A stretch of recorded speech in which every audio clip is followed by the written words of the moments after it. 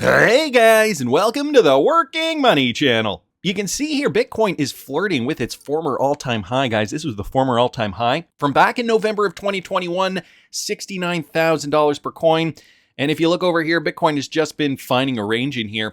This is not unusual, guys. This is something that happens all the time. Let me throw this on the hourly, and we can analyze this a little better. So Bitcoin over the last couple of days or so has found its footing. I'm finding that Bitcoin is gaining more momentum. And so what we're seeing here, buyer confidence is going up. You can even see a mini bullish pennant pattern in here, all right? And so technically, next level to get up above would be in and around 71,700 and then breaching all-time high. But guys, we've got some time. Sometimes this takes a while to play out. I'm just going to show you guys former Bitcoin highs, like this one here from back in 2017, when Bitcoin reached roughly $20,000 per coin. What happened when we did see that price retrace all the way back in here, back in December of 2020? Well, that same kind of thing. If we zoom in on this, you guys can see here Bitcoin did come up, did retrace significantly, came back up, retested that zone, came back down, and it took a while before Bitcoin could break through. So there is nothing unusual happening here at this moment in the cycle. You guys can even see it from back in 2013. Here, and this is a more dramatic one, I think, because there wasn't as much liquidity in the market at that time. A test right up here, a big correction downward, and then we actually broke through at this point before we did see a retracement downward before that huge move up to $20,000. And guys, let's be mindful, Bitcoin was only trading at around 1,100 at that point, 1,157 to be exact. From this high to this high, it did gain about 1,600%. Then it came back down here. And of course, the rest is history. We did not see the same kind of gains from this high to the most recent high. And this session was a little different too. We did see this double peak, which is kind of strange. We don't usually see that in a Bitcoin cycle. However, let's not worry about that too much. Let's focus on what's going on today. This retracement at the all-time high, guys, completely normal. Let's take a look at XRP now. XRP right now trading just shy of 60 cents. Doesn't seem like XRP has been moving too much, in and around 6.596 per token. And here, let's throw it on the hourly to see if we can glean anything from this. Pretty much just mimicking the Bitcoin trend. Up a little bit since Friday, roughly 5%. So that's all looking good for XRP, guys. Greed now is at 75, so we're still hovering in the 70s. For the crypto market cap is at 2.59 trillion. That is up by 2.1%. 24-hour volume, we're seeing a decrease in that. So traders laying off the gas a little bit, down 26.75% in the last 24 hours. And Bitcoin dominance is sitting at 52.7. So it's still Bitcoin's story right now. But we have seen Bitcoin increase by 2.6% in the last 24 hours. And other altcoins are following along. I mean, we are seeing pretty much a green day today on Sunday, April the 7th. This is just kind of a wait and see period at this point. And I know we just want that darn bull run to resume, right? Well, guys, I think we can bet on getting more FOMO into the market sooner than you think. Australia is now expected to greenlight the launch of their spot Bitcoin ETF. This one courtesy of ISO 20022. Let's do it. First spot Bitcoin ETF to launch in Australia, says Monochrome. Australian asset manager Monochrome plans to launch the nation's first spot Bitcoin ETF, exchange-traded fund that holds physical Bitcoin. So it looks as though Australia is getting into the game. Monochrome filed an application with Australia's version of the SEC to list its flagship Bitcoin ETF product. The firm expects approval by mid-2024. So that is, like they say, 1-2 months away. Unlike previous Bitcoin exchange-traded products in Australia, Monochrome's ETF would hold actual Bitcoin. This structure mirrors the highly successful spot Bitcoin ETFs in the United States. The Australian Securities and Investment Commission has already greenlit Monochrome's proposal. The CBOE Australia is now reviewing the application. And guys, here's what they're saying. We anticipate a decision from CBOE Australia about the Monochrome Bitcoin ETF before the middle of 2024, said CEO Jeff Yu. The Monochrome Bitcoin ETF stands to be the first Bitcoin ETF in Australia authorized to hold Bitcoin directly. So you can see the landscape is changing. The game is changing. Everybody around the world, it feels like, you know, these asset managers, these regulators around the world, it feels like they needed to see the United States go ahead first to greenlight those ETFs, and then everybody decides to follow quickly. Everybody wants to be second. Nobody wants to be first. Everybody wants to be second. You see that time and time again in these heavily regulated industries, whether it's finance, whether it's, well, anything really. Technology, you know, being on the cutting edge of technology. I don't know how old you guys are. Do you remember the first people you knew that bought a Laserdisc player? And not too many people bought them. You know, they were kind of waiting. They were kind of, you know, waiting to see, okay, is this the thing? And then sure enough, they came out with the DVD player shortly thereafter, and that was the one that caught on. Laserdiscs, a thing of the past, although the cover art on some of those sleeves look great in the larger size. Nevertheless, I digress. So guys, we're getting a spot Bitcoin ETF in Australia. I wanted to thank ISO 20022. Let's do it for pointing that out. And I think Binance is getting ready too for a huge surge in XRP trading, but not just XRP, guys. Dogecoin and SHIB as well. This one coming from XRP Crypto Wolf. Now, people are making note of how much Binance has in their reserves when it comes to these particular cryptocurrencies.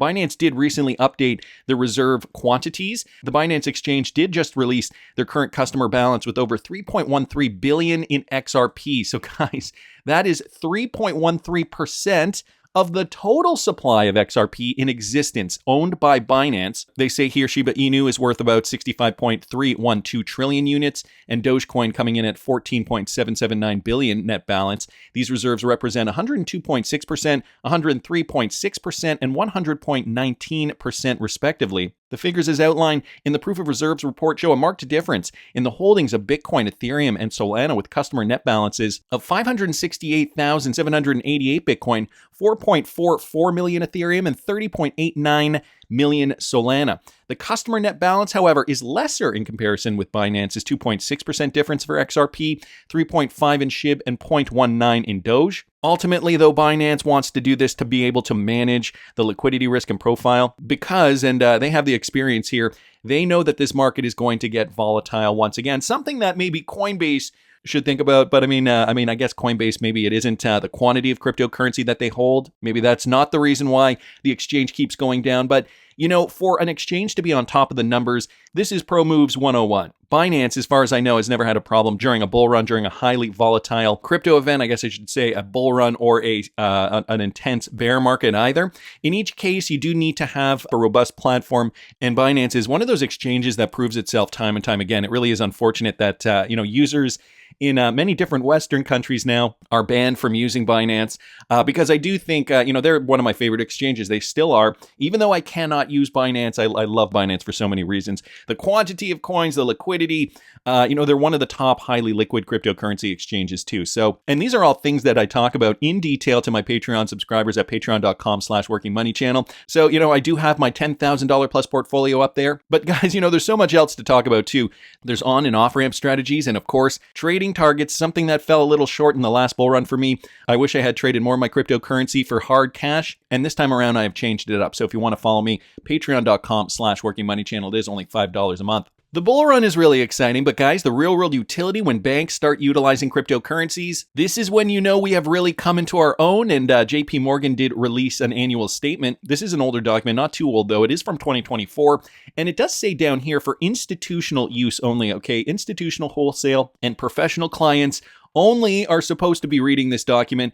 But what JP Morgan does say here, okay, and they definitely have their thumb on the pulse of not just the crypto market, but on finance, the financial market in general. Rapid abandonment of USD as the key reserve currency. So they are keeping their eye on the US dollar and the dominance there going down. They say some of the negatives, some of the downsides there. Challenger to a USD from either the crypto industry or an alternative fiat currency emerges and pulls reserve assets away from the US dollar, diminishes demand for US assets, and refocuses attention on US deficit. So they realize cryptocurrency is going to play a role in this. Even Coinbase knows this, and they have confirmed institutions will be given a green light for cryptocurrencies. This one courtesy of High Vibe on Twitter. Begin with the demand. In terms of the crypto trading and associated services, where have you seen the most demand from your client base?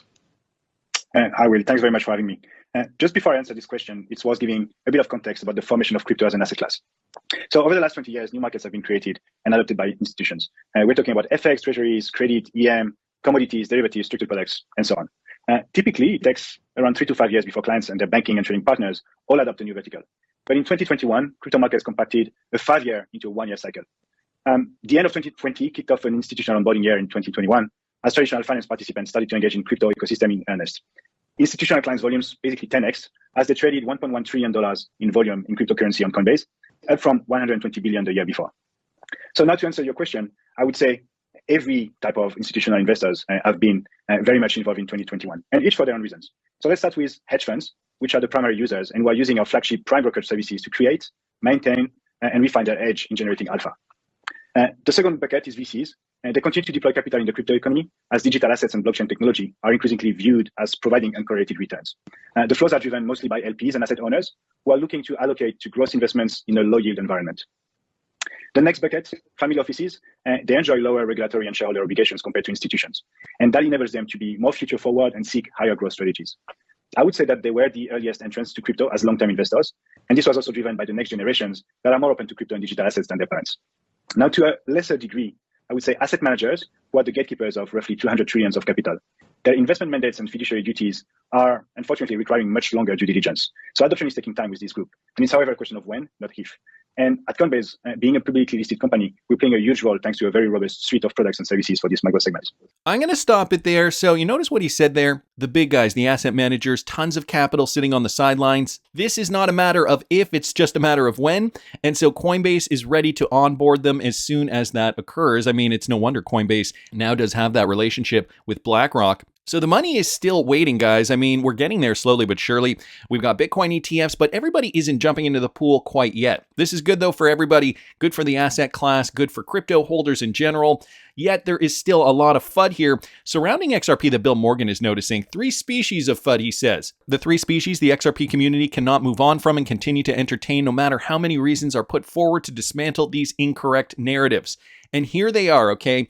1, that XRP price has been suppressed by Ripple dumping XRP. Number 2, that XRP does not have legal clarity. And number 3, that the proposed XRP stablecoin will replace XRP or decrease demand or suppress its price. Focusing on the second species of FUD, it takes 2 forms. The first form is that despite the clear finding or court ruling that XRP itself is not a security, that certain sales of the token itself may become a security. Well, I do have to say this is positive news in the United States, which directly relates to this. Andrew's here pointing this out. This should be great news for Ripple as well, since Judge Annalisa Torres also ruled that secondary market sales of XRP are not security sales. Retweeting out Marty Party's tweet, guys, an update on the Coinbase lawsuit, major breakthrough for U.S. crypto. The court has now ruled that crypto is not a security on secondary markets. Coinbase has attained a significant milestone amid an ongoing lawsuit. The U.S. Court of Appeals Second Circuit sided with Coinbase. The court confirmed that secondary sales of crypto by Coinbase do not violate the Securities Act.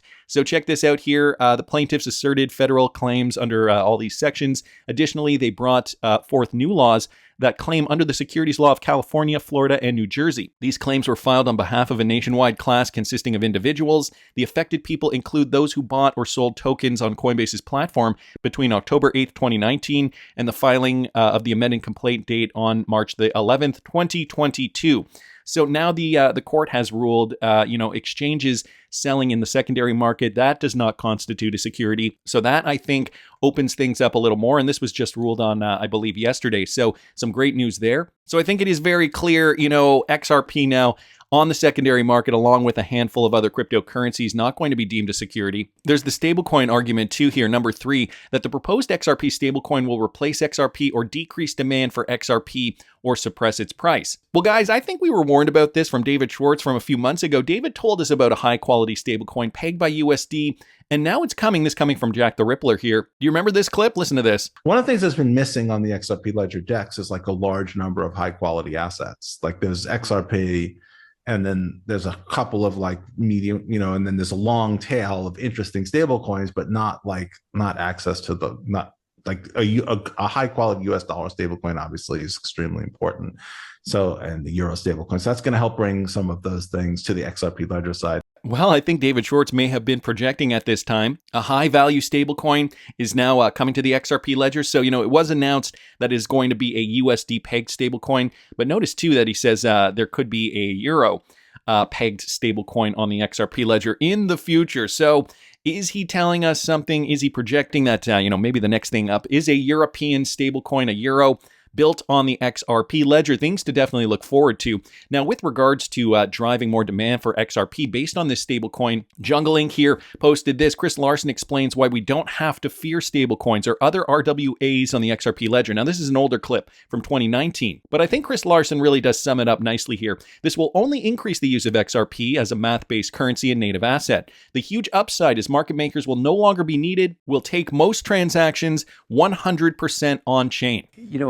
Ripple doesn't require you to ever use XRP, even in a trade. I mean, the cool thing here is that anybody in the world now using Ripple can put a bid ask on anything of value from any issuer.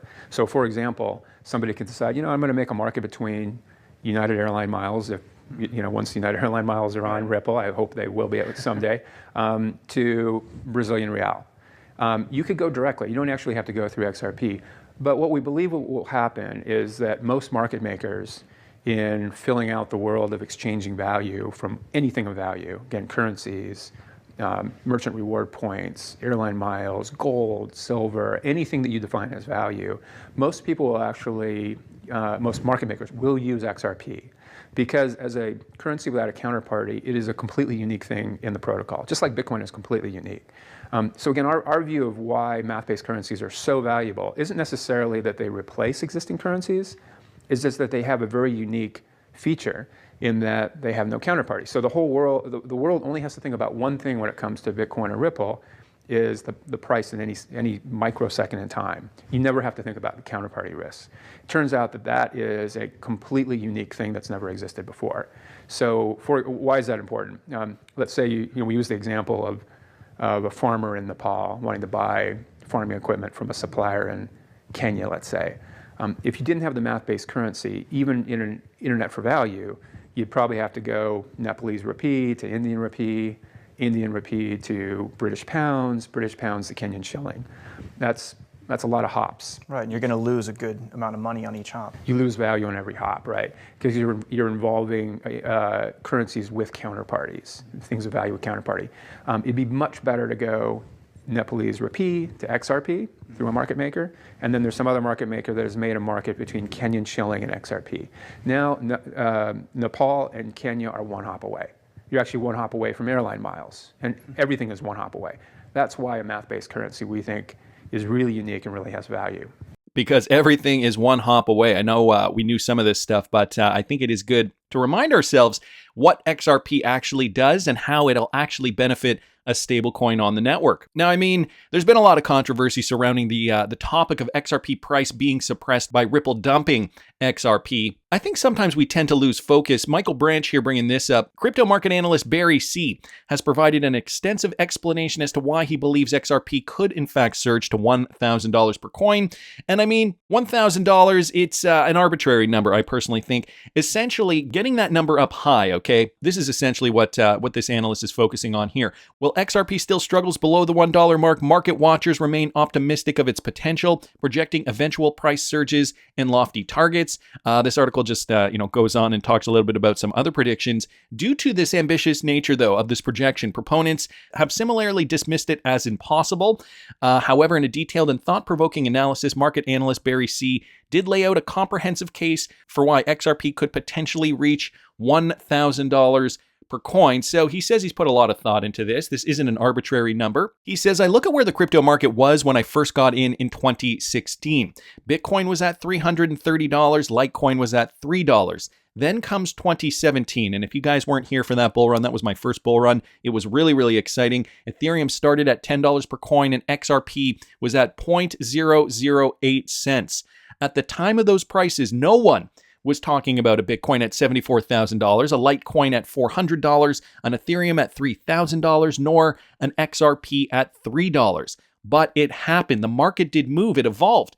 And more money came in. And as more and more people wanted digital assets, more money just came in. So where's that growth going to be 5 to 10 years from now? What will that growth look like after more and more people come into crypto? And guys, remember what this gentleman from Coinbase was saying here. There are still tons of asset managers with trillions of dollars on the sidelines still waiting to get in. And it might not be this year, it might not be next year, nor the year after. But Barry does bring up a good point. There's over $400 trillion of personal wealth on the sidelines that is still yet to come into crypto, let alone the institutional money.